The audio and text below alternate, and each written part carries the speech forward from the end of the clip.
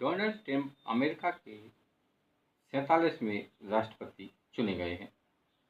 Donald Trump के राष्ट्रपति चुनने से जहां पर हिंदुओं में खुशी की लहर है, लेकिन भारत के विपक्ष में निराशा देखी जा रही है, खास तौर से लेफ्ट और इंडिया गठबंधन के दलों में।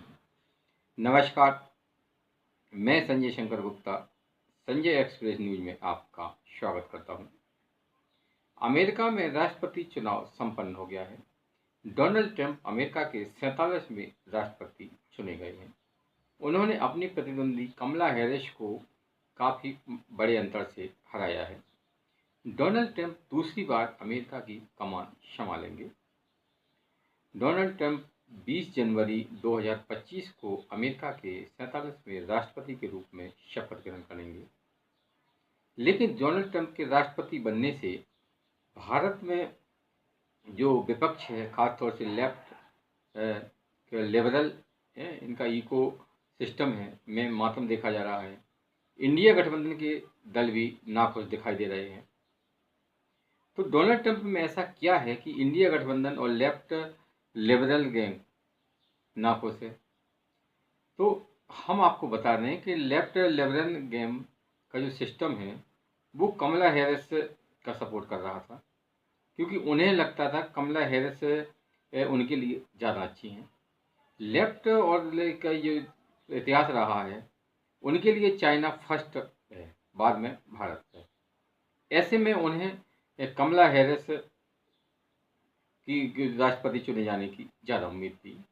कमला हैरिस वर्तमान में अमेरिका की उपराष्ट्रपति हैं और वे ही ऐसा कहा जाए कि सरकार चला रही थी तो गलत नहीं होगा।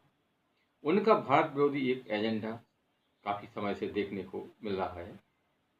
तो ऐसे में जो भारत में लेफ्ट है, इंडिया गठबंधन है, वो कमला हैरिस को ही पसंद कर रहे थे।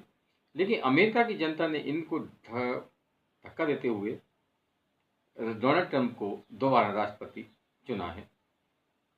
डोनाल्ड ट्रंप भारत के लिए लाभदायक ही सिद्ध होंगे, क्योंकि डोनाल्ड ट्रंप का पिछला कार्यकाल देखें तो भारत और अमेरिका के संबंध बहुत अच्छे रहे हैं। प्रधानमंत्री नरेंद्र मोदी और डोनाल्ड ट्रंप की पर्सनल केमिस्ट्री भी बहुत अच्छी है, और दोनों के अगर आप बात करें तो नरेंद्र मोदी और डोनाल्ड ट्रंप के पहले कार्यकाल में भारत और अमेरिका के संबंध बहुत ही मजबूत और अच्छी स्थिति में है। ऐसे में अब डोनाल्ड ट्रंप के फिर से राष्ट्रपति बनने से भारत को इससे फायदा होगा। पहला फायदा तो ये होगा कि भारत में जो भारत के पड़ोसी देश हैं, जो आतंकवाद को बढ़ावा देते हैं, उससे पर डोनाल्ड ट्रंप लगाम लगाएंगे। दूसरा फायदा ये होगा कि दुनिया भर में हिंदुओं पर अत्याचार हो रहे हैं। पड़ोसी देश बांग्लादेश में भी हिंदुओं पर अत्याचार हुए, कनाडा में भी हिंदुओं पर अत्याचार हुए, है ना, और यहाँ की सरकारें खामोश नहीं। लेकिन डोनाल्ड ट्रंप ने अपने चुनाव प्रचार के दौरान स्पष्ट किया था कि बांग्लादेश में हिंदुओं पर जो अत्याचार हो रहे हैं उनकी उन्होंने निंदा की, और उन्होंने साफ कहा था कि अगर वे राष्ट्रपति होते तो बांग्लादेश में ऐसी अराजक स्थिति न होती।